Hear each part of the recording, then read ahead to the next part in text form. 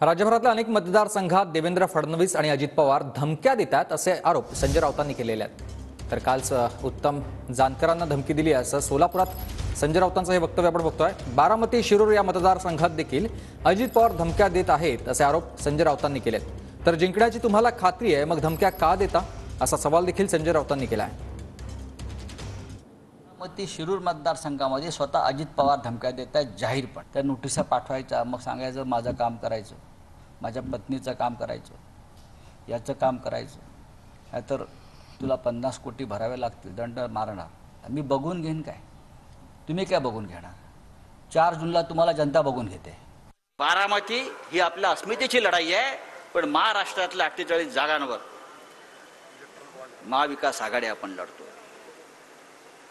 अत्यंत भ्रष्ट असा कारभार देशामध्ये गेल्या 10 वर्षापासून सुरू आहे। अहो त्याला किती वेळा सांगायचं लोकांना? चोऱ्या माऱ्या लांड्या लबाड्या हा जनता धंदा आहे। पुण्यात कोयता गँग, त्या कोयता गँगचे प्रमुख बारामतीत आहेत। कसा विकास पुरुष जन्माला येईल?